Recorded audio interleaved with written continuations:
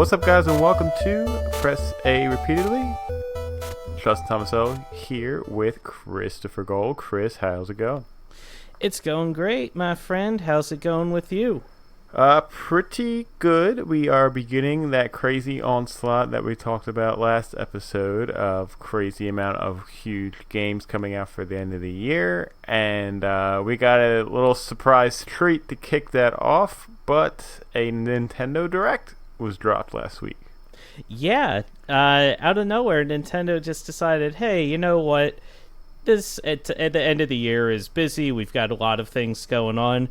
Let's complicate it by throwing in a Nintendo Direct and introducing new games and new news and different things. And it was like, wow, okay, great. Thanks, Nintendo. And I mean, as always, whenever a Direct drops, the world stops. At least for us and a lot of the internet at large. Nintendo says there's a Direct, and everybody's heads turns and says, oh man, even people like online who I follow on Twitter who aren't even big into video games, like they're more into sports or baseball or whatever, they're like, ooh, a new Nintendo Direct. It's always a big deal when one drops, and they dropped a big one. They dropped they left a big smelly one for us. Gross. I expected that analogy to be better in my head, but it didn't work out. All cat owners know exactly what you were going for there. Yes. And dog owners too, I guess. I was talking to, I think it was Zool earlier, that it was weird. My first impressions of when I heard that this Direct was coming was already, like, I was already still full from the E3 Direct and just so much stuff that's coming out for the rest of the year that, like, I kind of had, like, a mini, like, panic attack when I heard a Nintendo Direct was coming out, because that meant there's going to be even more new stuff that's going to come out for the end of the year, and, like, just kind of pile it on. But, we saw some stuff that is coming out this year. A lot of it was coming out in the early part of next year, and, that's going to be our discussion today later on. We're kind of just going to break through a little bit and kind of go over the highlights and stuff and what we thought. Yeah, this Direct, I would say, like, it didn't, like, it dropped cool news, but it wasn't, like, anything groundbreaking or earth-shattering the way that the E3 Direct was. So it was a lot of cool information, a lot of stuff for us to parse through and get through. A lot of stuff, yeah. Oh, yeah. Whether big or small, but still, there was a healthy volume of stuff that was talked about. Oh, yeah, great stuff. Wonderful stuff. The kind of stuff that, like, you'd get at Christmas, and it's not something you specifically wanted, but you're not disappointed with either. You're okay with it. Like maybe an off-brand Transformers toy or something. Yeah. Just different things like that, that is definitely what we will be getting to a little bit later on. But before that, we have some other business to take care of. Chris, what are you playing? Yeah, what have I been playing? Justin, that is a great question. I'm thrilled to death that you asked it. The answer to what I've been playing is video games. I never get better at that. Nope. Not once. Let me see. What games have I been playing lately? So, I don't want to tip our hand a little bit too much in terms of what we're going to be discussing later. But we totally can for this. Why not? You're going to hear it later. What, are we going to spoil ourselves in the middle of the podcast that you already downloaded, faithful listener? That's silly. All right, so Nintendo had announced that Banjo-Kazooie was going to be the next playable fighter in Smash Brothers. So, during the Direct, they announced that Banjo and Kazooie, they announced the release date for Banjo and Kazooie, and that was that day, the day the Direct dropped, was when Banjo and Kazooie was available to play. Did you see that coming? No, I didn't see that coming at all. I thought that was going to be something like, oh, it's going to be like maybe middle of October or something like that. Yeah, it's going to be like, oh, it's going to be in a few weeks or whatever. For it to be dropped that day, today, the day of the Direct, I was, oh, okay, that took me completely by surprise. Yeah, they said that during the E3 Direct that the Challenger 3-pack that included Banjo and his stage and music was going to be available in the fall of 2019. And it's not fall yet. They gave it to us a few weeks early, so that was a pretty nice treat. Unofficially, I guess, because it is after Labor Day, but that's getting into like the weeds a little bit. Yeah. It's not officially fall. But yeah, it's Banjo-Kazooie was available. So was it? Yeah, last night I actually tried out Banjo and Kazooie for the first time with you, your brother, and Lewis. We all went online. We kind of had a Smash free-for-all, and we played.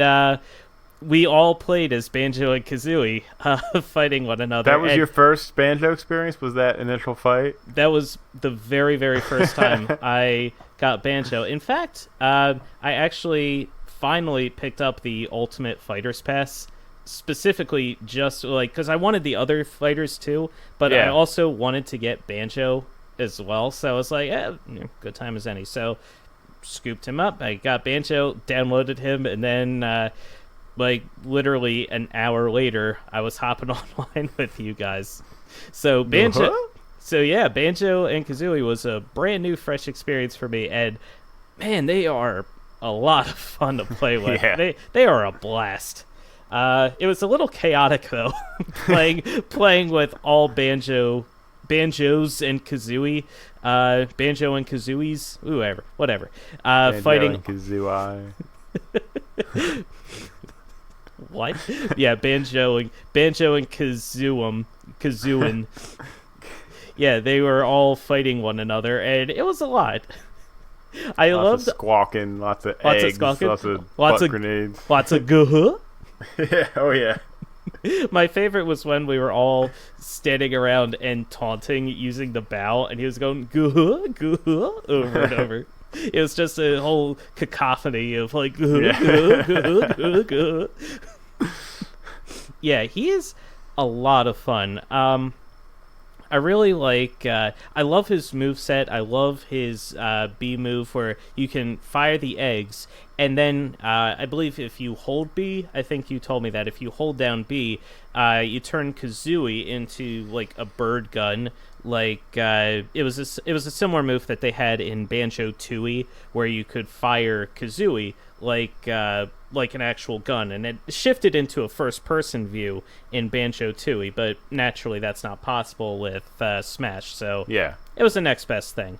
That was a lot of fun. I love the grenade you can launch out of your backpack. You can actually grab that grenade and chuck that at somebody if you want to.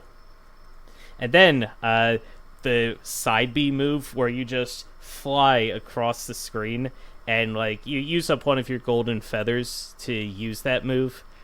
That was really cool. That's actually an invincible move. You can't get hit. Well, with very few exceptions, you can't get hit while you're using that move. So that was really cool. It was a lot of fun, great controls, and I gotta say too, playing online with you guys, it was a very smooth experience. Yeah, we had a great experience last night. Kind of rare. I mean, it's been a few months, probably since we all played Smash together online, but definitely an improvement. I mean, I didn't see any lag really at all. I think there were a couple moments where there was some stutter where you guys were fighting, but those were only a couple moments. It wasn't... remember that one time we went over to Nick's place and we were playing online, and the lag was super slow when we were just fighting against random people. That was awful, but we didn't run into any of those sorts of issues this time, which was great. Yeah, I'm still not sure exactly how it works. Nick was hosting the room, and he has the USB extension for his dock where you can plug an Ethernet cable directly into it. So maybe that was part of why it was running so well, was because he was hardwired into his router for more stable connection. I'm not sure, but if that was the case, we gotta do that every time because it was running flawless for us. Oh yeah, it was like smooth as butter, smooth as silk. Yeah. Yep, Silky buttery butter. silk. But yeah, it was great experience. We didn't just play as Banjo and Kazooie. We played as all of our mains. That was Yoshi. You were Luigi. We switched up a little bit. I hadn't played Smash in a little bit. I was definitely feeling very rusty last night, which I definitely got my butt handed to me a bit. Like I held my own as much as I could, but I was not on my A game. You and your brother, though, you guys were kicking ass last night, and Lewis too. I mean, Yeah. Lewis is always extremely dangerous when playing him in Smash. So you got to be like on top of your game, and I just was not. It's so funny now that we're at the point in Smash where it's like, it's just you're either your guy that day or you don't, and like when you're in the zone, like it feels great. Like you kind of can like slow down time and like see moves before they happen, and like you just feel like you got it. And then the days when you don't, like there's just nothing you can do to get out of that funk. Like you just gonna keep taking beatings over and over again. Yeah, that was it was and that's just it. I mean, we've talked about this before. Sometimes you got it, sometimes you don't, and you just have to work through those moments. So yeah, that was my experience with Smash. Let me see. I also was playing a bit of River City Girls. Hey. Yes. So this one of the games we talked about last episode that had just recently been released. Yep, that we were really looking forward to for the fall. Yes, this is River City Girls. It's by the same people who worked on the original classic River City Ransom that came out for the NES. And that was, that's a classic beat 'em up genre. It's a classic of the beat 'em up genre. Yeah. It's just an amazing game. Go play it if you haven't, or even better, play River City Girls, because that game really, really kicks ass in and of its own right. It takes place in River City, and you start out like it's got a kind of anime motif, but it's not like super like cutesy or anything. Like it's a fun type of anime aesthetic. It starts out with kind of like these different manga pages, and you're these two girls. I don't remember their names off the top of my head, but one of them's got blonde hair in a ponytail, and the other one's got dark hair that just kind of comes straight down. And the two of you are these just tough, badass girls who, at the start of the game, your boyfriends are both kidnapped. You receive a text message saying, hey, your boyfriends are kidnapped. And you're like, oh no, we gotta go save them. So I was playing co-op with Elena just a little bit ago. It was my first experience at the game, and it's a trip because you start out in detention, and you pretty much have to fight your way through the school, and you're beating up students as you're making your way, and the principal comes up over the loudspeaker and says, "Attention, students of River City High School, stop those two girls at all costs." So like these students are coming out, and there's like these cheerleaders and jocks and just other regular students wearing like the school uniform, and you just walk around the screen. It's classic beat 'em up style. You've got the locked in screen, and you just wander around the whole stage, and you just beat the hell out of whoever tries to get in your face. My character, I was the dark-haired girl. She used her fists primarily, so she was a puncher, and Elena was the blonde-haired girl, and she was a kicker, so she used her feet and her legs a lot. I was reading some early reviews of the game, and they're kind of mixed right now. And they love the art style and just the overall presentation of the game. But apparently, a lot of players are having issues with the controls, because it seems that it's kind of built where every action is done with one button, and there's really no way to map controls to spread it out a little bit. So you punch with the same button, you kick with the same button, whatever. You pick up items with the same button, you interact with people with the same button, and of course, if you get to a position where maybe like an item is overlapping like an enemy or something, like it kind of gets confusing. You can't really differentiate what you want to do. What are your thoughts on that? So I hadn't read those reviews before, but yes, that is all 100% accurate. I love the art style of the game. I love the tone of the game. The game is very silly. It's not serious. It's very goofy. It's very fun, funny. I like the writing and the characters a lot so far. The controls, definitely take a lot of getting used to. Now, Elena and I, we were playing on her Switch, so I didn't know if this was just a concern because we had the Joy-Cons, like, you know how you had the Joy-Cons on their side and you're doing that thing? So we were doing that to control everything. The moves that you have a heavy move and a light move. And I mean, the heavy move does more damage, but the lighter move is quicker.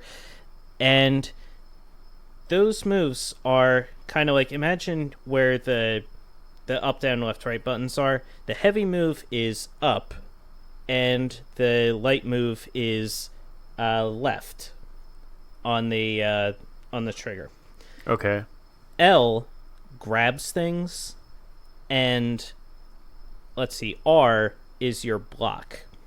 So it's kind of hard to describe in an audio-only medium, but the directional buttons on the Joy-Con are set very far away from where right is. And now remember, the buttons are up and left, so my thumb has to be on the far side of the directional controls, but my index finger has to be way on the right side because that's where the block is. Okay. So my hands, like, I feel like I've got good size hands. You know, they're good man hands. But even so, it was very uncomfortable for me to execute attacks while also trying to block. That was very uncomfortable, and it didn't feel natural. So blocking for me was really an impossibility. Now, as for actually like interacting with things and doing everything else, that's a challenge in and of its own right, because that same left button is the button that you use to go through doors, to talk to different people. It's like your interact with the world button, but it's also one of the attack buttons. Now, to pick up different weapons, you can hit L, and that's not so hard because you can just use your other hand for that. So you pick those weapons up. You can pick up those weapons like baseball bats or trash cans or even baseballs, and then you can press up to throw those items. So I don't know if what they were going for was to map the controls in a way where it would work with, say, like an NES controller or even a Super NES controller. Yeah, I was just thinking that now as you described that. Because it really only it tries very hard to utilize only those two buttons, but it also makes extensive use of the L and R buttons. So I don't really know why they would try to limit themselves, why they wouldn't incorporate the other directional buttons more easily. For example, there are times like where you're fighting, and you'll get the shit kicked out of you. Like, it's a hard game, because everyone's ganging up on you, and occasionally you'll fall over dead. Well, what you have to do, and it actually is kind of funny how they do this, your teammate has to run over to your body because your soul is kind of leaving your body, and you have to run over to your down teammate and punch their soul back into their body. All right, yeah, that's pretty good. Yeah, you have to like literally beat the life back into them. I think the kicking girl, like, she literally stomps your soul back into your body. Awesome. Now think about that, all right? You have to, like, smash everything down back into your teammate's body. The move to do that, apparently, because I couldn't pull this off, is the up button. You run up to your teammate's fallen body, and you press the up button to revive them, which seemed very counterintuitive. It didn't really work all that well. It was definitely a little bit frustrating. And then movement. This is another one where they could have used a directional button for this. As you're moving around the screen, you walk, and this game does that thing where if you want to run, you kind of have to double tap the analog stick to make you run wherever it is you want to run. Yeah. So the whole time where enemies are attacking you and there's like, oh, there's a thing over there, and you want to run over there, you have to try to double tap the analog stick to run over there, and sometimes you don't do it fast enough and you have to keep trying over and over again. Why not just give me a button that I can hold down so that I can run to where I need to go, Yeah, no, it makes a lot of sense. Who knows, it could be something that they patch after a while where they give you the option to map controls or something. I guess we'll just have to see, how many people, I guess, have issues with it. But aside from that, you guys were still liking it? I was still liking it a lot. Yeah, the control issues aside, the game is a lot of fun. It's fully voice acted, and the voice acting that we've heard so far is really, really well done, very top notch. We got to the first boss who just wrecked our shit. So this game is not a walk in the park by any means, but it's not impossible either. You just kind of have to go in and learn the different enemies' move sets, and then you can kind of adapt to that. The controls definitely are a little sluggish, and they take a lot of getting used to. But all in all, I still liked it. I still think it was a fun game. All right, awesome. Let me see. The other thing that I was playing, this would also, I guess, technically be a direct spoiler, but as we established, that's what we're here for. As we established earlier, who cares? So, at one point in the direct, Nintendo revealed that finally, after a long time of begging, they were going to start releasing SNES games on the Nintendo Switch Online. Now, they've had the NES games for a while, and as you remember from the Virtual Console, they used to have a very robust library of not just NES games, but Super Nintendo games, N64 games, and all sorts of games from all sorts of older systems. And there hasn't been quite that robust of a library on the Switch so far. Maybe we'll just kind of cover this a little bit now since we were talking about it. But yeah, the Super Nintendo games were announced, finally coming, as you said. Real quick, the list of games that are currently available are Brawl Brothers, Demon's Crest, Joe and Mac 2, Lost in the Tropics, Kirby's Dream Land 3, Star Fox, Super Earth Defense Force, Super Mario Kart, Super Mario World 2, Yoshi's Island, Super Puyo Puyo 2, Super Tennis, Breath of Fire, F-Zero, Kirby's Dream Course, Pilot Wings, Stunt Race FX, Super Ghouls and Ghosts, Super Mario World, Super Metroid, Super Soccer, and The Legend of Zelda: A Link to the Past. Now, what's interesting about that list is about half of that stuff is what you would expect, stuff that you've seen in the countless other virtual console libraries on countless other Nintendo systems. But the other half of it is really weird, obscure games that you probably would never even think of seeing on this list, and that really caught my eye. That's kind of interesting.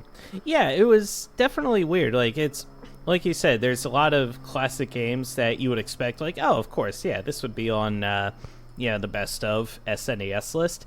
But then there are these other games that are on here that I've never even heard of before. In fact, when I first booted up the SNES library to check it out, I believe Lewis encouraged me to play Demon's Crest, because that was, I don't think, a game that either of us had really heard of or were aware of. So I was like, all right, sure. So I played a little bit of Demon's Crest, and I played it for, I guess, about maybe 15 minutes or so. And Justin, I have no idea what the hell I was doing in that game. Like, there must have been a manual to have come with that game when it was first released that actually explained the plot and described what was going on. Because in-game, there's nothing. Absolutely nothing. Yeah. You boot up the game, it takes you to the title screen, and it very slowly reveals the title, like, Demon's Crest. I'm like, okay, yeah, I get it, okay.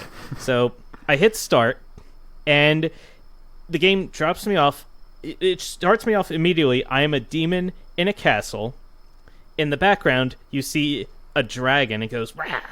It goes that way, and then it comes into the foreground going, rah! It starts attacking me. I'm like, oh shit. So I take off running, and like, I can fly. Like, I hit jump, and then I hit jump again to make my wings flap, and I could just fly indefinitely. And I'm like, okay. So I fly across the screen, I turn around, and I'm just like, I'm shooting these like fireballs at the dragon as it's like shooting fire down at me, and eventually I realize the stupid thing's pattern. Like, it just lowers its head, shoots flames. So it lowered its head, I jump, hit it with a fireball, and it would go and rear back. So I repeated that a few times, and then it keeled over dead. I'm like, hey, nice. I'm like, okay, great. So then the door behind me open. I go through the door, and the screen won't let me advance. The dragon pokes its head through the door, goes, rah! I'm like, oh shit. But now the dragon literally can't move its head at all, so it's even easier than it was before. So I just hit him again, and this time its head literally like falls off its body. I'm like, okay, yeah, try getting back from that. So at that point, then I'm just wandering a grave site, and there are these statues, and I have a move where I kind of turn towards the background and I headbutt towards nothing, and I guess like that's just something I have to do. So I was just going up, I discovered I could smash these statues in the gravesite, but it did nothing. Like, like occasionally it gave me like some power-ups, I guess. That was what I needed to do, and I just kept moving along, killing whatever was in my way, and trying to find the Demon's Crests, I guess. I don't know. The game literally was not explaining to me at all what it was I was supposed to do. Never heard of that game. It was the most bizarre thing. Like, there was no explanation. Like, there's a theory, a school of thought that, like, oh, you know, you don't need a good story to have a good video game, which can be true, it can be not true, especially nowadays. This is a game that definitely was putting that theory to the test, because like the gameplay itself was like kind of generic, you know, like, oh, wander around and shoot the enemies, and you can fly, and I mean, you can only fly as high as you can jump. So like, you jump and then you press jump again to get your wings flapping. You can't like fly up, down, left. You can only go horizontal at that point. Okay. So it's not like you can fly wherever. So it was the gameplay just felt like super generic, and I was at a point like, what is even happening here? Like, what am I doing with my life? What even is this?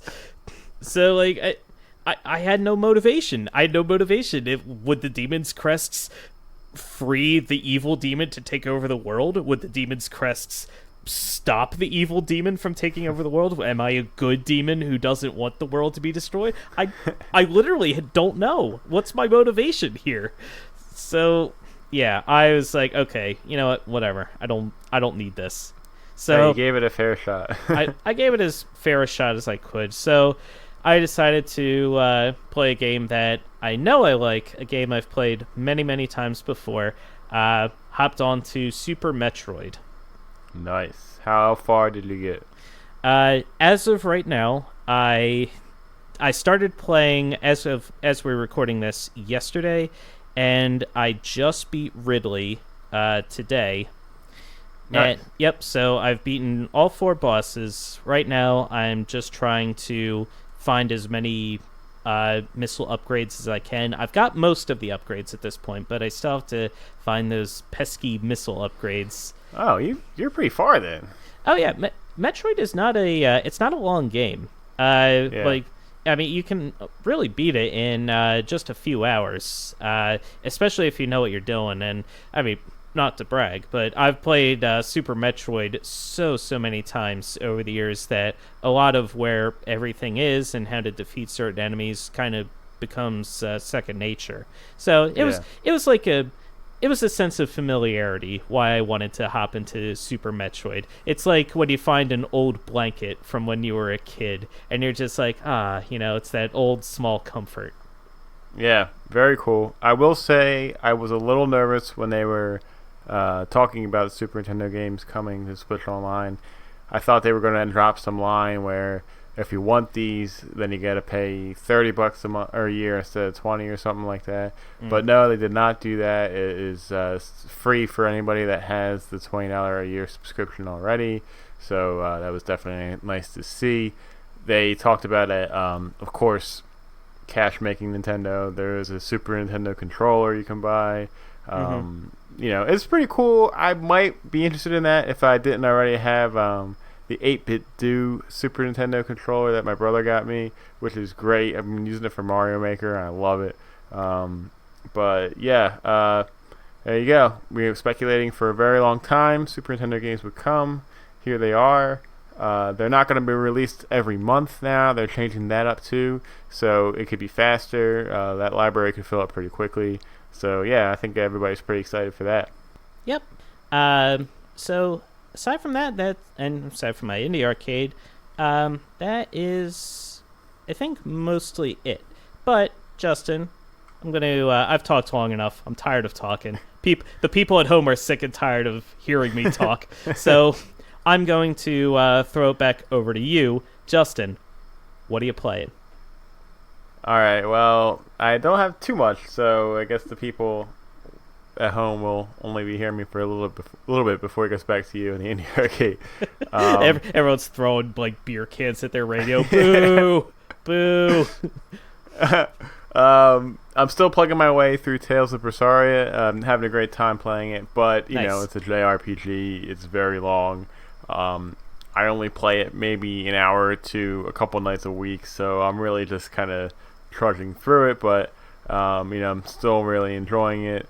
The story's getting crazy, of course. The characters are still great.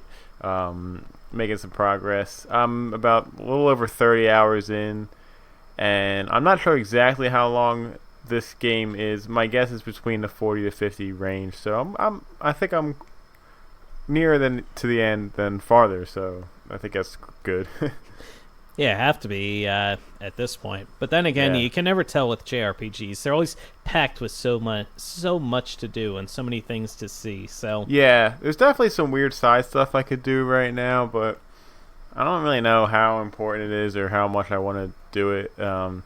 Especially because like I want to beat this game and move on to something else, because like we said so many times, there are so many games coming out. I really wanted to get Oninaki, the Tokyo RPG Factory game that came out a couple of weeks ago. I've been sitting on that RPG because I'm waiting to finish this one. So hopefully I can wrap this up soon and move over there. So yeah, that's Tales. Butch and I beat Wolfenstein Youngblood last week. Oh, nice. Yeah, that game's not too long. I think it's like 20, 25 hours. Again, same deal. There's like side quests that we were gonna. Well, we did most of the side quests, but then there's some end game stuff. But really, this kind of fetch quests going back to the same levels you've done before, and this basically XP grinder, so you can unlock more enhancements for your guns or character or anything, which is cool. But like we both were kind of done with the game at that point, so we didn't really continue that too much. I really did enjoy playing that game. The story is not good, and the ending was very flat. Like me and Butch were just kind of watching the cutscene together, and then like when it ended, we were just like, oh wow, that was flat. It was literally like I can't even explain it. Like it's the two daughters, and of course BJ's there because you rescue him, and BJ's wife, and like two other NPCs that kind of were helping you along the way. And like you're all in this room together, and you're all like coming close for like a big group hug, and they're like, "Yeah, good job, girls, you did it." And they're like, "Yeah," and then one girl goes, "Hell to the yeah," and then it fades to black, and then it like fades back again to like the girls getting ready for like the next onslaught of Nazis that are coming or something, and then the credits roll, and like that was it. And we were just like, that was terrible. Oh, that's lame. Yeah, it was really a flat ending. But the gameplay was great. The final boss was really cool. Actually took us a little bit. We had upgraded our guns pretty highly to that point, so we were doing a lot of damage. You get a really sweet power-up towards the end of the game called the God Key, which is like this weird technological advancement that plugs into the back of the armor that you're wearing. And it basically gives you the Matrix ability to slow down bullets and like stop them. But then you hold them like in the air, just hovering in front of you, and you can just throw them all back at the person that fired at you, and like they just explode upon impact. Yeah, little known fact. That was actually a key component as to how the Allies won World War II against the Nazis. Yep, that. I remember that in the textbooks of social studies. Yeah, we did not go to the greatest school. Yeah. But as you can imagine, that ability is awesome, and like you can upgrade it to catch grenades out of midair and like throw them back and stuff. Like it was really cool. That's very badass. Yeah. So yeah, it's Wolfenstein Youngblood. It was a lot of fun. Recommend it if you want a good first-person shooter to play with a friend. And then the nature of the way this podcast is going, we're going to spoil again what we're talking about in the Nintendo Direct. But Nintendo Direct had showed off a new Kirby game called Super Kirby Clash that is basically a cross between Kirby and Monster Hunter. And last night, before we all played Smash, Chris, myself, and my brother hopped on to give it a try. And it's fun. It is. It really is. It's a very fun game. You pretty much nailed it. It's Kirby Monster Hunter. A very simplified Monster Hunter, I would say. It's a side-scrolling stage basically where there's just the main enemy, which is like some of the bigger enemies from Kirby games. Like if you remember from Kirby Superstar or any of them, you're fighting like a giant Waddle Doo or Mr. Frosty or whatever his name was. Mr. Frosty, it should be pointed out, is thick as hell. Yes, that is a fact. He had a lot going on down there. But there's 4 different classes to choose from. There's like a swordsman, there is a hammer guy, there's a doctor that's basically a support and healer class, and then there's a mage. And you can kind of pick which type of Kirby you want to be. You can upgrade your armor and weapons the more experience and currency you get from winning battles. So yeah, it's very similar kind of to Monster Hunter, but again, very simplified. Right, and it should be pointed out, we're calling it Kirby Monster Hunter. The game is actually called Super Kirby Clash. Correct. So, Yeah, Super Kirby Clash. So if it sounds interesting to you, don't go looking up Kirby Monster Hunter. Super Kirby Clash. Yeah. The big, I guess, caveat you could say is that the game is a free-to-play game. So, if you remember, when we talked about, there was a Pokemon game that came out on the Switch that was also free-to-play. Free to start, I should say. That's the correct way to, identify the game. But basically, you get to play a little bit in the beginning. But there's microtransactions. There are these like apples that you get that can unlock things.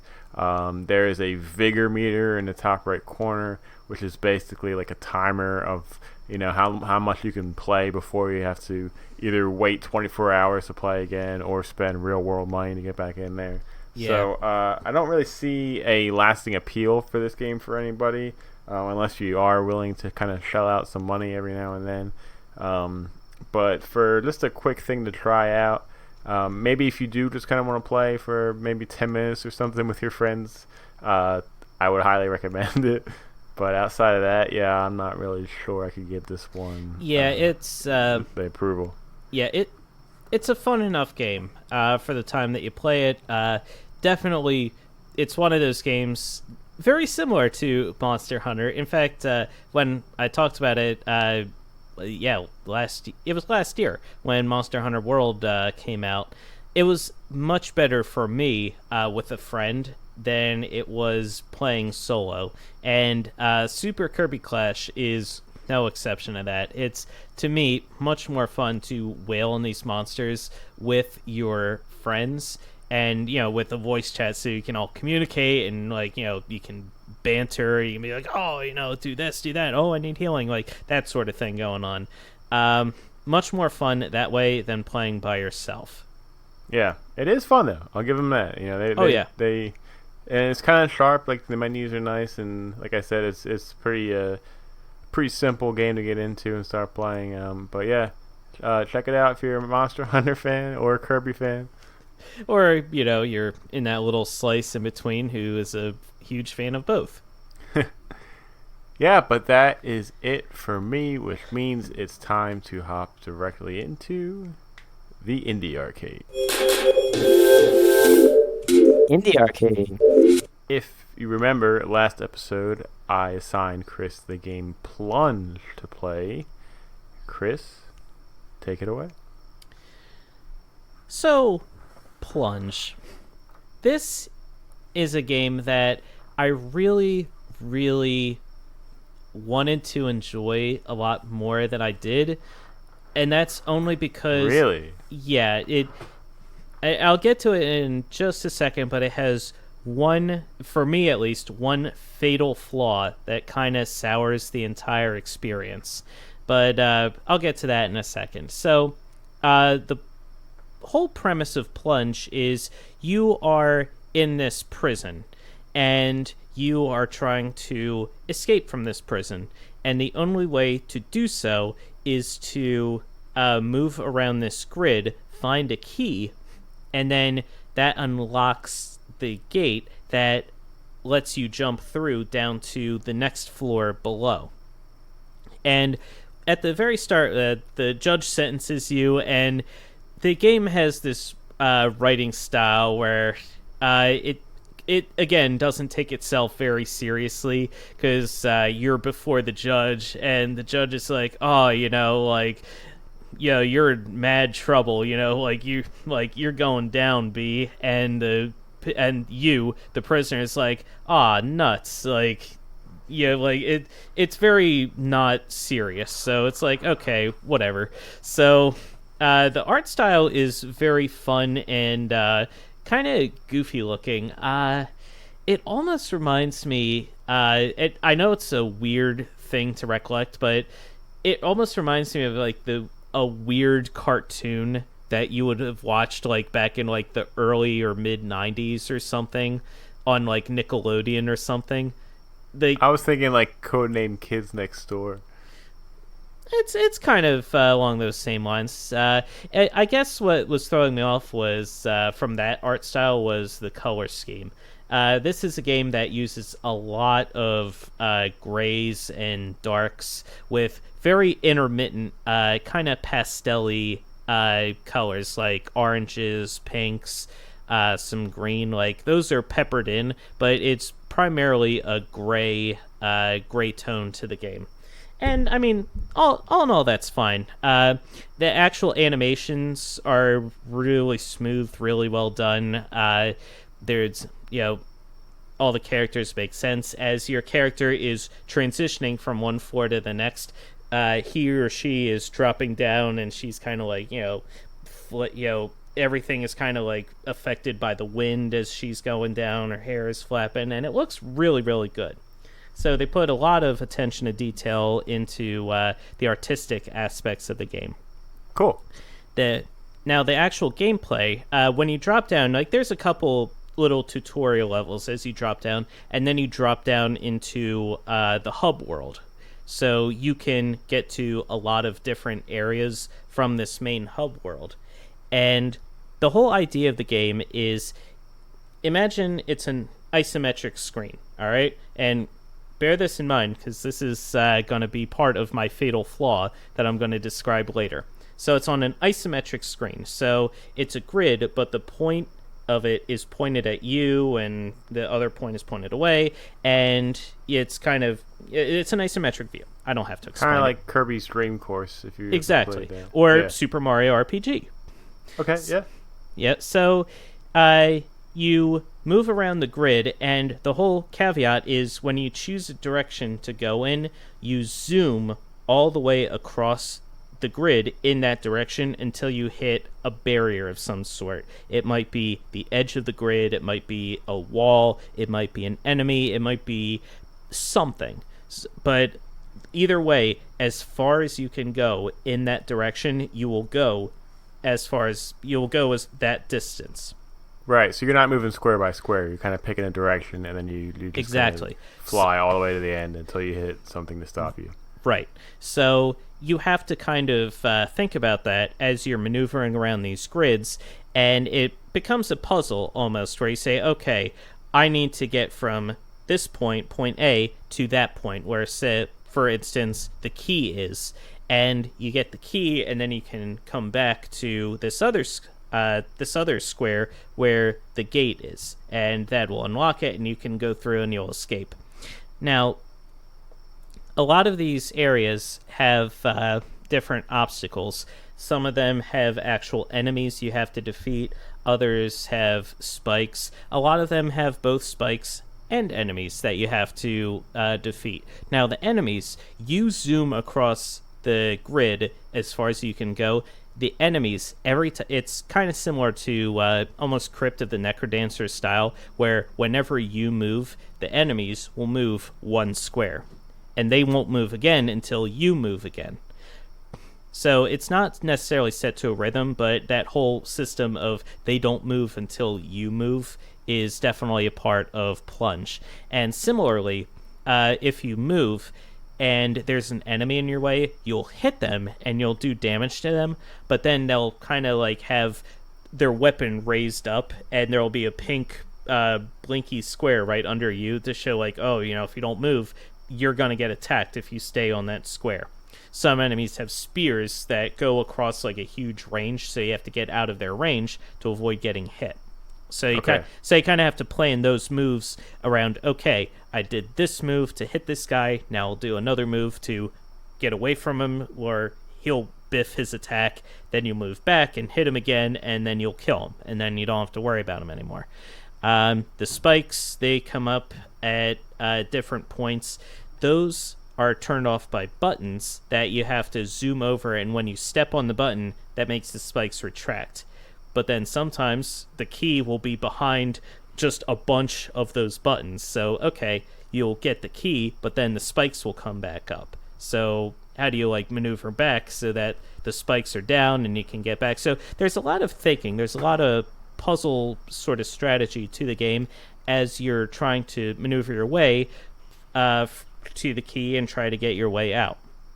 the whole concept of the game I thought was really interesting and very clever. And like I said, I really, really, really wanted to like this game. But there is that one fatal flaw. And Justin, that fatal flaw is the control scheme. So the game is controlled using the directional buttons. You were playing on Switch? I was not playing on the Switch. I was playing on PC. With keyboard and mouse? Yes. Okay. So now, and that is important. That is an important caveat. I don't know if maybe playing it with an actual controller with an analog stick might change things. But for my money, for my experience, this is my indie arcade experience. So I have to go with what I played with. Sure. So, as you may remember, the whole screen is isometric. So all of the grids that you can move are diagonal left, diagonal right, up and up and down. The directional buttons are just simply left, right, up, down. So there were a lot of times where I was on a corner and and you can either go diagonally left or diagonally right. So I said, okay, well, do I hit down or do I hit the right key to move diagonally right? So I'd hit down, but I would move to the left, and I would go into a huge sea of spikes that were sticking out right there. So I'm like, shit. So it was very, very confusing trying to figure out, okay, you've got a control scheme that's designed for the cardinal directions, up, down, left, and right, but you're trying to play on a grid that's on a diagonal, where up, down, left, right are turned so many degrees. So it was very confusing, and I did not really enjoy it. So yeah, that was Plunge. Like I said, I'm gonna give the game another try, just with a different scheme. Maybe an analog stick to actually point in the direction where I want to go. Hopefully, if you have the game with a controller, it allows for an analog control like that. Because if it only uses a D-pad or directional keys for its control scheme, then that would be very disappointing. Because that whole experience right there, just those controls kind of sour the whole experience. It's not a really bad game by any means. I really, really want to give it a recommendation, but it just didn't work for me. Were you using WASD to pick your direction? No, I was actually using the directional keys. Oh, weird. Yeah, the ones with the arrows on them. Is there no camera controls? Or any way to rotate the stage? No. If there was, they didn't explain anything, and I really don't think there was. It was just, it's just a simple isometric viewpoint. They don't rotate everything around like that. Plus, that would be annoying though. I feel like you had the one control that you knew, this moves me in this direction, so you had to rotate the camera around to ensure that you moved in that one direction. That would not be fun. So it is what it is. You can't win them all. It did look like it was going to be a really fun game, but them's the breaks. Yep. Yeah, and any kind of frustrating controls can really sour the experience, especially in a game like that where movement is important. You're trying to avoid traps and stuff, and this kind of gets through the levels. But like you said, it is a little troubling. But I'm glad you played it, and glad to hear your opinions on it. Yeah, it was a really, really okay time. That sounds lovely. That's all we can strive for here at the Indie Arcade. Yep. Just not the most appalling thing ever. That's all you can ask for. Better than that baby simulator game. Oh god, toddler simulator. I don't know. I still think My Horse Prince was the creme de la creme of shit that we've given each other on this segment. Yeah, this year at least.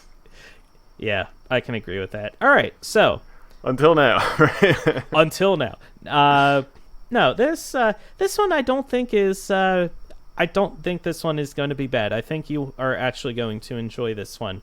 This game that I'm assigning you, because now it's your turn, is it just came out. When did it come out? Just under a month ago, and Okay. it's currently on Steam. You can only play it on PC right now. It's not available for any of the consoles or anything like that. It's got very positive reviews right now, and I think you're going to really enjoy this one. Justin, your indie arcade for this week is Dicey Dungeons. Oh, I was randomly looking at this one day when I was browsing Steam. Fighting against fortune would be a lot easier if you weren't a walking dice. Become a giant walking dice and battle to the end of an ever-changing dungeon. Can you escape the cruel whims of Lady Luck? In this new fast-paced deck-building roguelike from Terry Kavanagh, the creator of Super Hexacon and VVVVV, Chipsel and Marlowe Dobb, you'll fight monsters, find better loot, and level up your heroes as you work together to take down the goddess of fortune, Lady Luck herself. Balance your carefully planned strategies against the unknown of a dice roll. Yeah, like I said, I was kind of looking at this a couple days ago. I love the idea. I love the art style.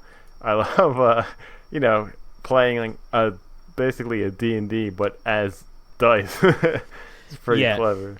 I love the header art image where it's got the heroic blue dice with the scar over his eye, the evil looking thief dice who's got the daggers and the eye patch, and then the nerdy dice with the glasses, and he's got this worried look oh god, what am I gonna do? Yeah, and it looks like there's a lot of strategy. I'm kind of clicking through the screenshots now, and it's like you said, it's a deck building game where it looks like you can kind of really just strategize your hands and really build on top of different attacks and stuff. In one of the screenshots, one of the enemies they're fighting is called Loud Bird, and it's just a bird with a Walkman. That's awesome. Yeah, I love the art style of this, and I'm gonna download this and play it tonight. There you go. Yeah, I'm excited to hear what you have to say. I like the developers for this. I remember a few years ago I played VVVVV, and that was one of my favorite indie games that I had played. That was a very, very hard game, but it was a lot of fun. And if you haven't played it, I definitely recommend going out and giving it a try at some point. I think right now, you can get it for super, super cheap. Yeah, I actually have it. I got it on a Steam sale, but I haven't played it yet. Yeah, literally right now, you can get it for $5. It's and it's well worth it. The game is fantastic. It's a lot of fun. It's I cannot stress enough, super hard, but it's still a lot of fun. And yeah, I mean the same creative mind that brought us that game is now bringing us Dicey Dungeons. So I'm really excited to hear what you have to say about it, Justin. All right, and I am quite thankful you have decided to be nice once again. My hand is kind of forced in light of recent events with me losing all these contests and quizzes. So really, what choice do I have? Fair enough. With that, what do you say we take a quick break?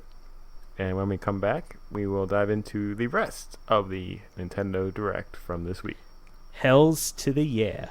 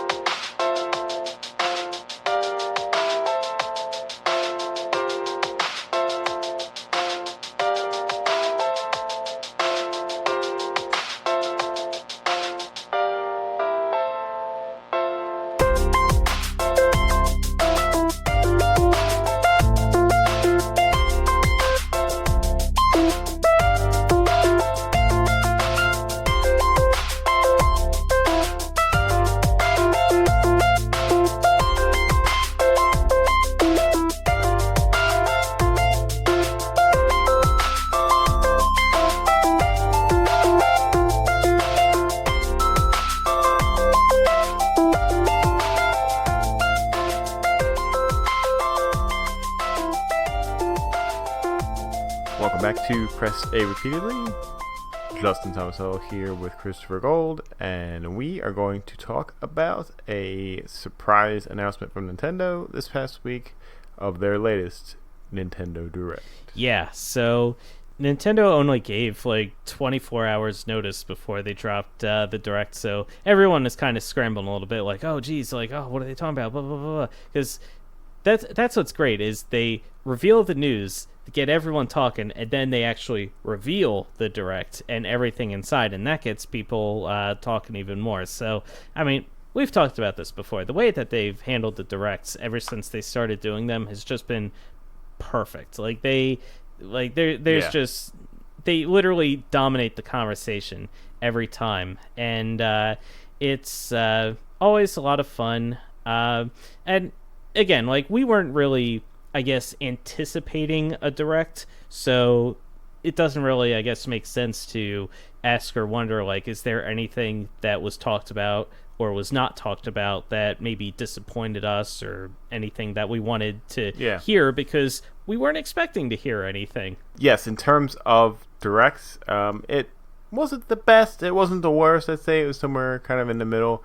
There was a lot to show. It was a long Direct. It was 38 minutes, not including the entire presentation of Sakurai showing you how Banjo works, which came out directly after the Direct. Which that's its whole other discussion, which we'll get into in a little bit. But for right now, there certainly was the Direct. We already talked about a lot of, not a lot, but we talked about a few of the big reveals earlier in the show. The SNES games coming, Super Kirby Clash, but there were a lot of other big news drops. So let's just get right into them. Now we have a list here from Kotaku, so I think we're just going to kind of go down the line and just discuss the bigger ones, kind of in order. What do you say?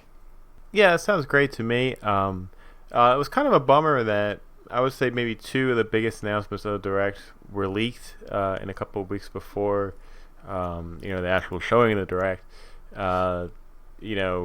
And stuff that we thought we saw online, we're not sure how true they were, but it turned out that indeed that they were true. One, of course, was being that Overwatch was going to come to the Switch. The Nintendo Direct started with that, cold open of that. And the other, of course, was that a SNK character was going to be unveiled for Smash, which we'll get to a little bit later. But first your take on what we all knew was coming, but officially here it is, Overwatch coming to the Nintendo Switch. Yeah, this has long been asked for, it's long been rumored, and now it's finally coming. October 15th, we're getting Overwatch coming to the Nintendo Switch. To me, it's overdue, not only just because it really is a pairing that I feel like makes sense. It's the Switch is one of the most popular consoles out there right now, certainly in terms of sales, the fastest growing console right now, very quickly catching up with a lot of the bigger consoles that have been around for much longer time.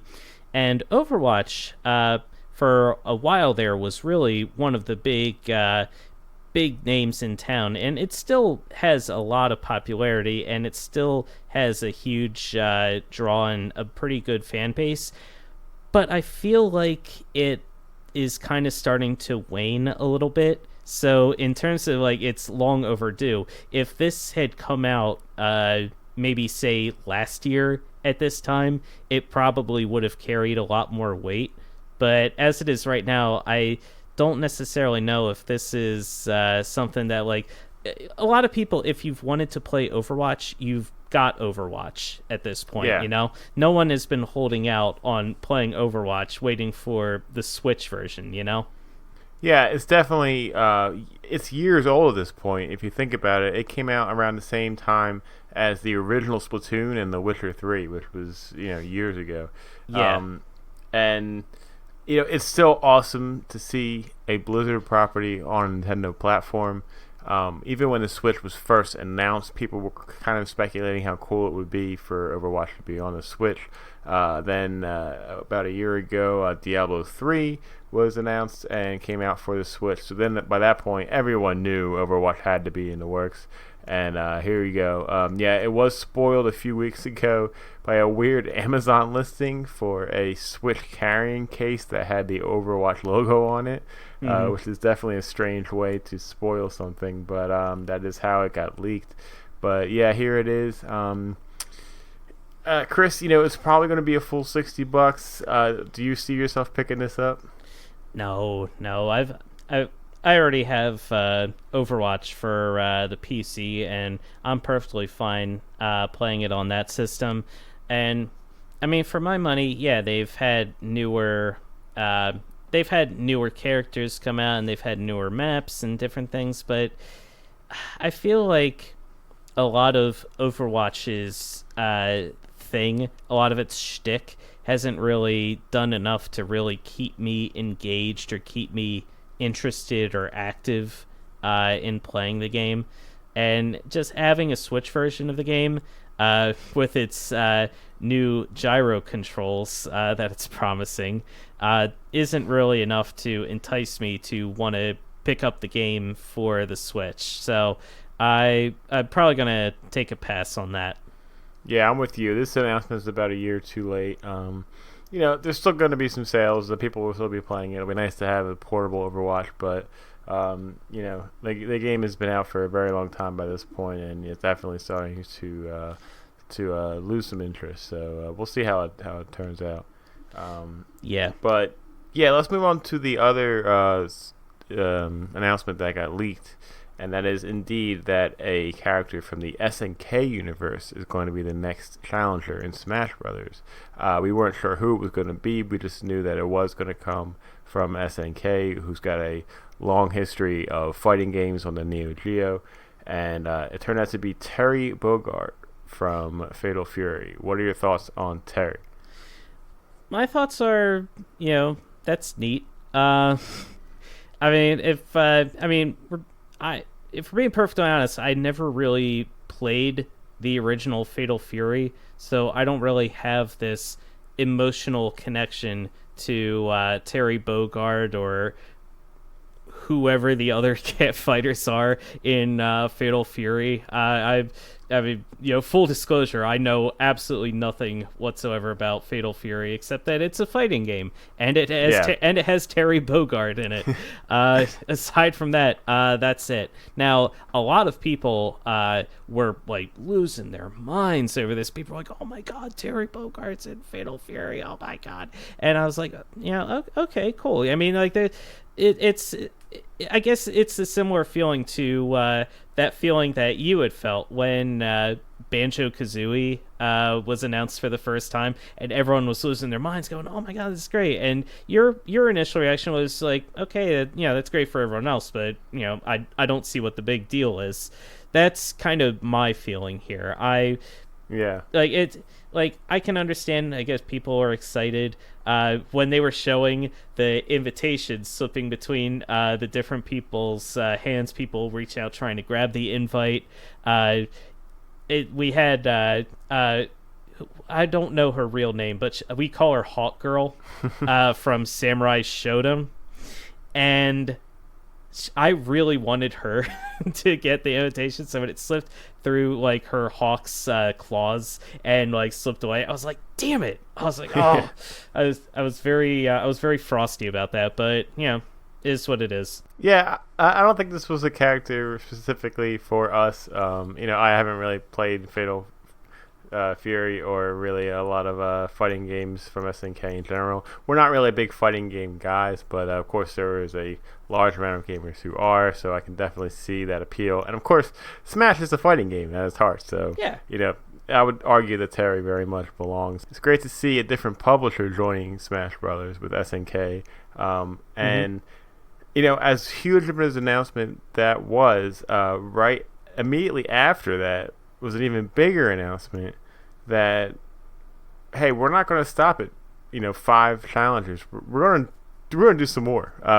I guess the team of Smash Bros and Sakurai were really pleased with the just excitement that people have been, paying attention to Smash Brothers over the year, and decided, hey, let's keep this train rolling.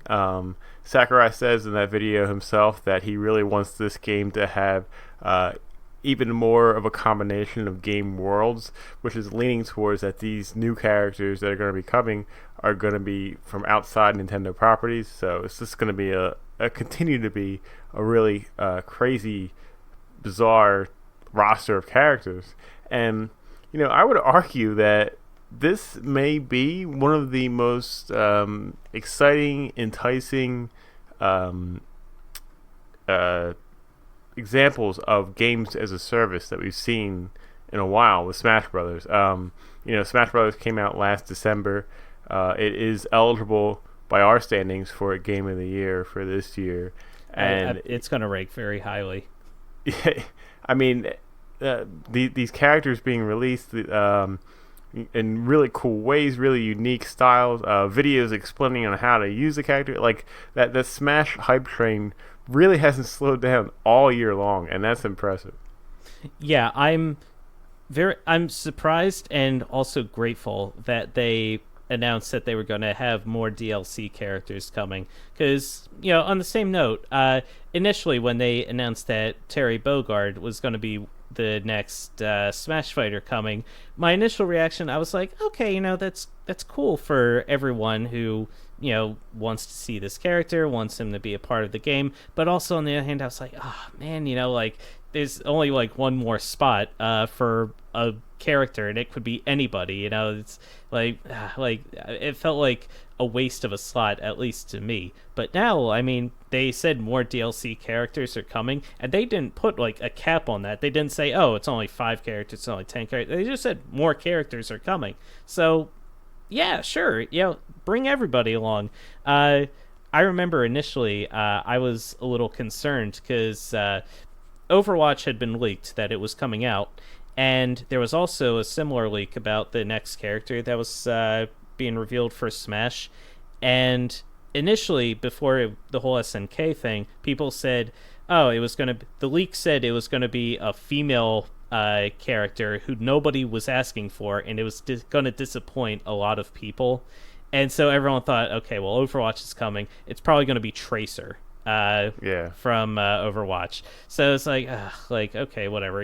Again, no one was really asking for Tracer. But now at this point, I mean, sure, put Tracer in the game.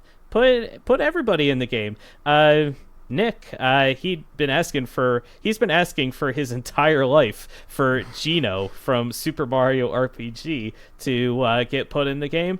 Sakurai, put Geno in the game. Put Waluigi in the game. Put them all in the game.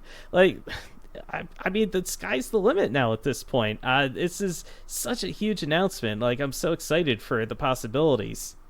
Yeah, so definitely some crazy Smash announcements there. Like we said, after the Direct, there was a video with Sakurai showing how Banjo works, because the surprise announcement that Banjo was going to be available immediately after the Direct. That video was great. It was really cool to see just Sakurai just kind of laid back, explaining of how Banjo works and going through all of his moves and how he worked with Grant Kirkhope for the music, and just kind of really breaking everything down. One of my favorite parts of that presentation was he's like, oh, I've showed you all of his moves, but I haven't really showed you him in action. So, let's just check it out. So he does a fight of him as Banjo and Kazooie versus a team of Donkey Kong and Diddy Kong. And it's a 2-stock battle with items on.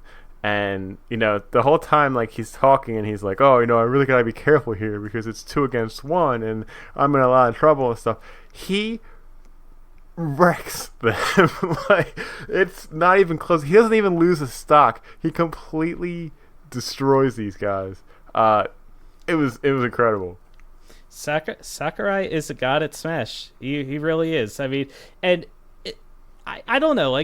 People online always mention how shocked they are that Sakurai is as good at Smash as he is, which is always funny to me because I'm like, it's his game. Like, Yeah. he literally created this video game. Of course he's good at it. Like, Yeah.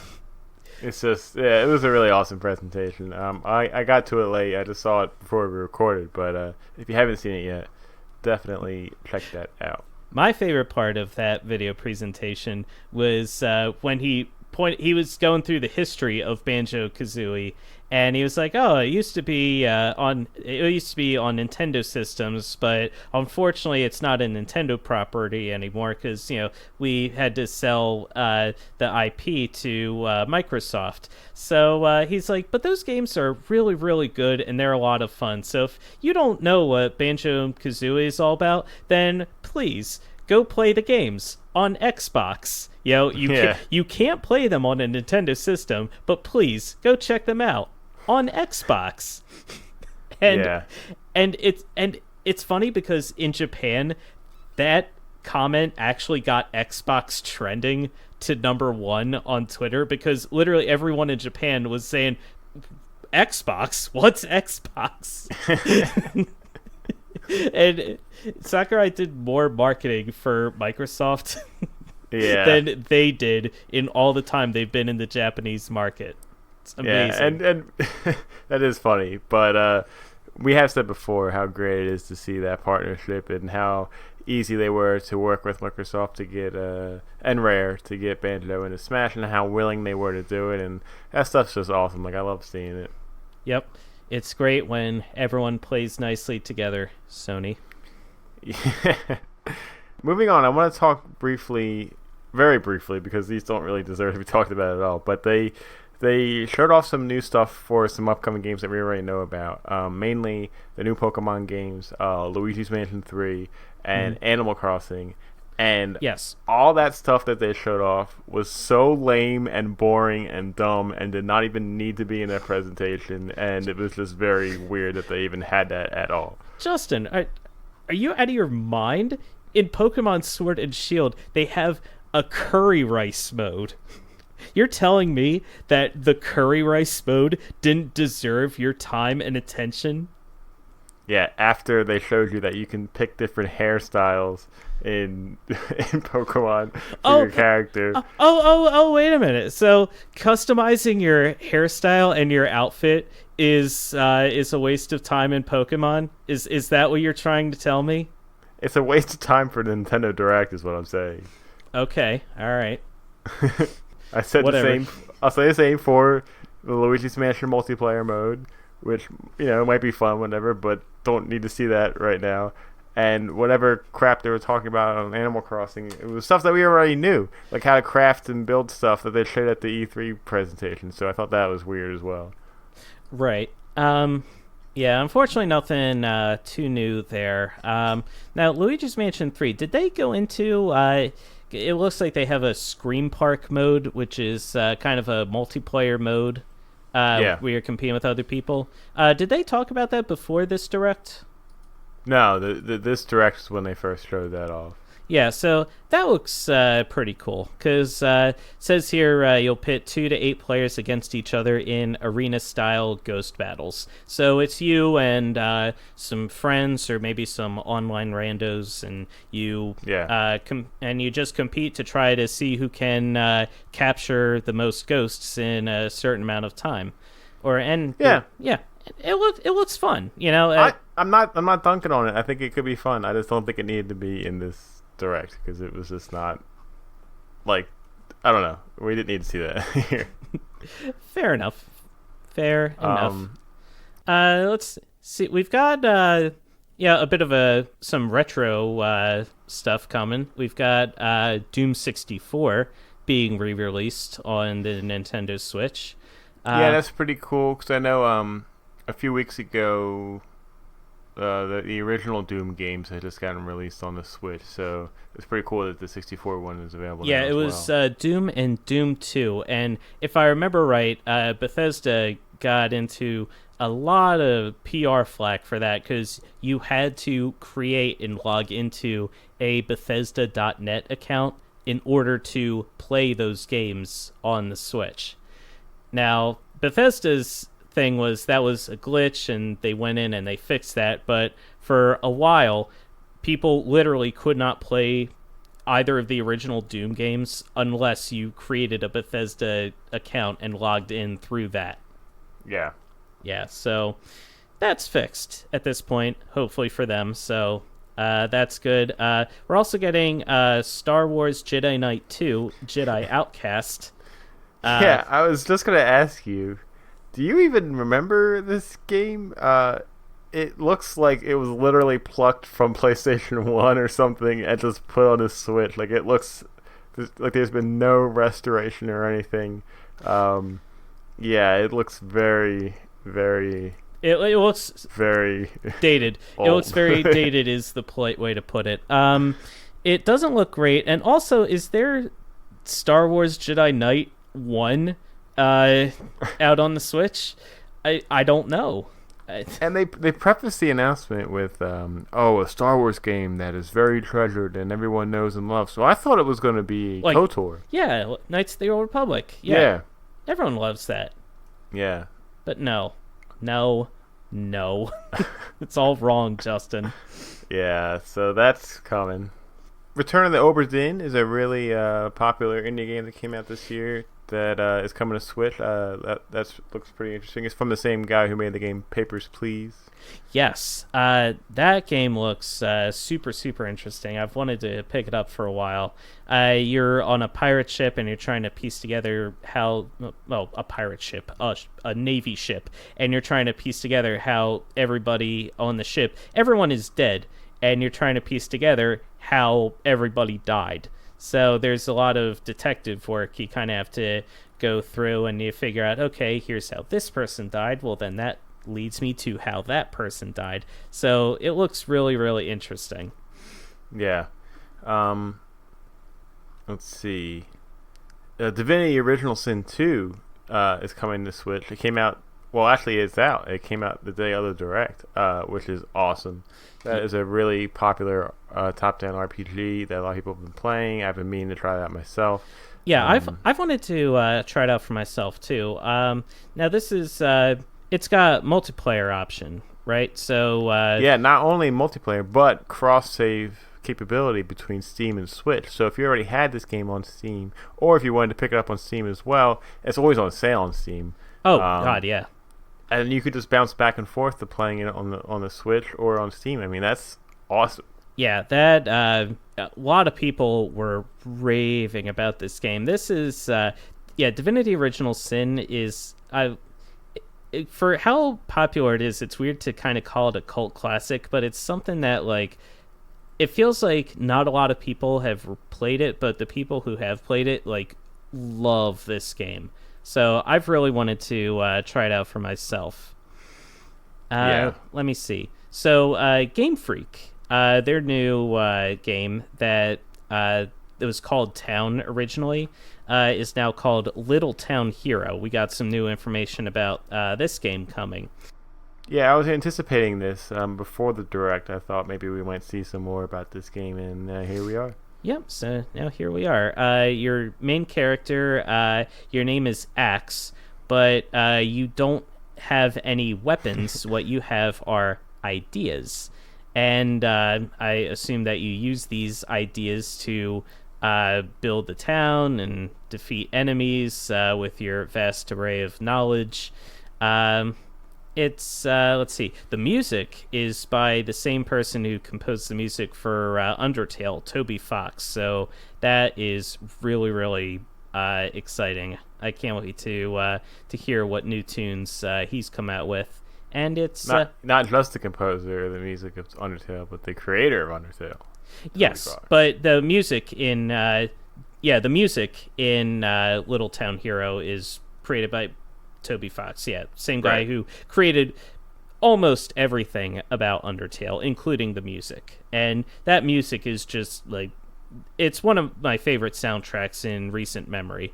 So I'm really excited. Coming out middle of October, so that'll be really interesting to see. Nice to see Game Freak breaking the mold a little bit. Yeah, crazy that a big game announcement came out of this. That's coming out this year. You know, we could have added this to our list in the last episode.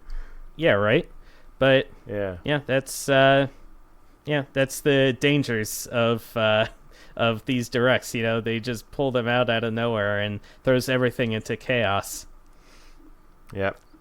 Let me see. We've got yet another Wii U game coming over to the Switch. This one is Tokyo Mirage Sessions. Or J-Pop Sing Along School Simulator 2019. Yeah, and there's nothing wrong with that, Justin. Sometimes you want to be in, sometimes you want to feel pretty and feel like you're talented, okay? There's nothing wrong with wanting to feel either of those things in a J-pop music game, okay? There's Fair nothing enough, wrong with it. It's a normal thing that regular people do. At this point, are there any games on the Wii U that have not been ported over to the Switch? Oh, surely. We don't have Wind Waker HD. That doesn't count. Yes, it does. Oh, no, it doesn't. It yes, already it came does. out on the GameCube. I'm talking about games that, What do you mean that came out launched. Games that specifically for the Wii U. All right. Well, here's a real one. Wonderful 101. That has that hasn't come out. Paper Mario Color Splash. Could be another one. Yep, very true. Yeah, there's a few, not as many, but yeah. I still want to see Wind Waker on the Switch. I mean, come on, let me have this. You would buy it again? Of course I would. It's one of my third time. I would. It's at a full $60. Not at a full $60, but it's one of my favorite games ever. I understand that. I understand that. It's good. I was talking earlier about games that are a comfort to you that just make you feel warm and good. Wind Waker is probably top of that list for me. I love that game. I just love it. I'm not going to talk about Wind Waker. We're talking about the Direct. All right, we're moving on. I have a question for you. Yes. A long time ago, we did an episode about weird games, and I'm pretty sure on your list was this game called Deadly Premonition. Yes, Deadly Premonition. So we found out in this Direct that not only is there a sequel to this game coming out called Deadly Premonition 2, A Blessing in Disguise, coming out next year, but also the original game was going to launch as Deadly Premonition Origins same day as the Direct. Yeah, that was... I think that caught everybody by surprise. Deadly Premonitions, I was talking about Divinity maybe being a cult hit. Deadly Premonitions is a cult hit. That is... very, very few people have played it, but the people who have played it are this game is weird, but also interesting. There's just something about it that's really fun and interesting. It's just so off the wall ridiculous. Justin, you've watched Twin Peaks, right? Yeah. All right, so great show. Yeah, Deadly Premonitions is playing Twin Peaks, essentially. It's really weird, it's bizarre, it's a detective story, and all the characters just act really bonkers, off the wall weird. Not over the top, but it's subtle, but also goofy as hell. It's really hard to describe. Yeah, definitely check out Deadly Premonitions, and yeah, I'm definitely getting the sequel at some point. Yeah, check it out. Let's see. We'll do a real quick rundown of the rest of the stuff. This new game, Rogue Company, is coming out next year from Hi-Rez Studios. It's a new team-based shooter. Could be cool if you're into that sort of thing. Tetris 99 is getting a new mode called the Invictus mode, which is for the absolute best of the best players, so that will not be for me. Yeah, I think you have to win a match of Tetris 99 just to qualify for this mode, which, not me, unfortunately. The best I ever got, I think, was just barely into the top 20 at one point, and I was on a friggin' run. Like I was, Yeah. I was in that groove, and that was the best I could do. So, yeah, Very is what it cool. is. Assassin's Creed 4 Black Flag and Assassin's Creed Rogue combo port pack is coming out in December. People really like Assassin's Creed 4. Mm-hmm. I think Assassin's Creed Rogue is the one that everybody can't stand unless I'm thinking of a different one. I'm pretty sure you're right. Yeah, that was I think that came out on the PSP originally, and not a lot of people really enjoyed that one. But yeah, Black Flag was very well received. I don't think I ever picked that one up because Assassin's Creed 3 literally soured me on the entire Assassin's Creed experience for a while. So I think I skipped Black Flag just out of, like, I guess out of principle, I guess at the time. I don't know. It was stupid. I should pick up Black Flag. Yeah, I think that's everything. And then Nintendo, of course, ended the presentation on what I think was kind of a lackluster reveal. Maybe you disagree, Chris, but they are porting over Xenoblade Chronicles again on the Switch. It originally came out on the Wii, then it was ported over to the 3DS when the new 3DS came out, and now it's coming over again on the Switch. I think it's great for people to be able to play this game again, especially now that you can take this console with you, and you're going to need to because this game is 120 plus hours long. But yeah, I think it was a kind of a weird end to the Direct. What do you think? I kind of agree. I know that Xenoblade Chronicles, I mean, when it first came out, I mean, that game was really, really great. You could sink, just like any typical JRPG, you could sink dozens and dozens of hours into that game and not discover everything that there is to see. It was, I mean, it was instantly iconic. I mean, you have Shulk and his Monado, and, I'm really feeling it. And yeah, great characters. Yeah, it's a great game. Yeah, great game. I'm with you in that. Just having a remaster of the game come out to end the Direct isn't like it's not like a great like reveal. Like when I first saw it, I was thinking to myself, okay, Nintendo is going to do a classic. Oh wait, we forgot. We've got one more thing. I thought they were going to do that at the end, but no, they never did. So I mean, it's fine, I guess, if no one picked up the original game, because when did that came out? That came out 10 years ago now at this point, right? Yeah, pretty much. Nick made an excellent point. We were talking to him yesterday. This game almost didn't even make it stateside. We had to basically beg and plead. A coalition called Operation Rainfall had to be formed to even get interest and get XSEED to publish it and get it over here. And now not only has it been released in 3 different forms. Shulk has been a character in Smash Brothers. It spawned 2 sequels in Xenoblade Chronicles X and Xenoblade Chronicles 2. It's been a crazy 10 years for the Xenoblade saga. And yeah, here it is coming out again, and I guarantee this will sell very well because, again, it is a great game and people probably want a chance to play it again. Yeah, See, for me, I thought Xenoblade Chronicles was really great. It's not a game I'm going to buy again, but if other people want to pick up the game, it's their money. They can do whatever they want with it. But it really is, and if you've never played the game before, then absolutely pick it up on the Switch. It's especially because yes, it's a game that's been released a few times now already, but oh man, this game on the Switch looks breathtakingly gorgeous. Those graphics got a huge upgrade for the Switch version. Again, not enough for me to drop any cash on picking it up again, but yeah, definitely worth your time, I think, if you want to make the investment. It is definitely worth your Rhine time. All right, so that's really the really bulk of it. There nothing. Nothing too much else noteworthy to talk about there, but yeah, all in all, I thought this was a perfectly cromulent Nintendo Direct. What do you have to say? If your back wasn't hurting from the amount of games that you're going to be carrying for the rest of the year, this just broke your spine.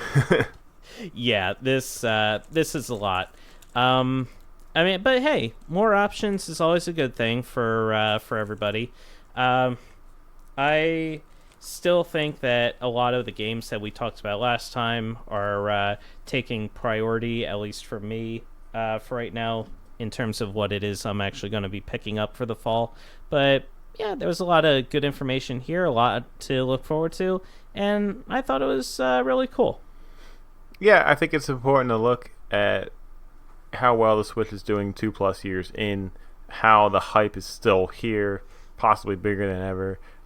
Looking at just a few short years ago, Nintendo was not looking good with the Wii U just kind of roasting in the sun there. And here they are back up top, just generating so much interest with these videos. They're trending, they're tweeting, they're everywhere.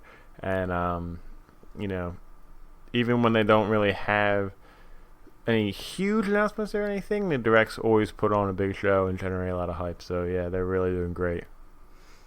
Yep, couldn't have said it better myself.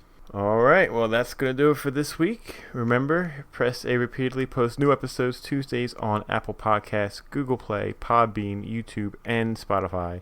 If you like what you hear, please take a moment to rate and review the show or tell your friends about us. It helps other people find the podcast and will really help us grow.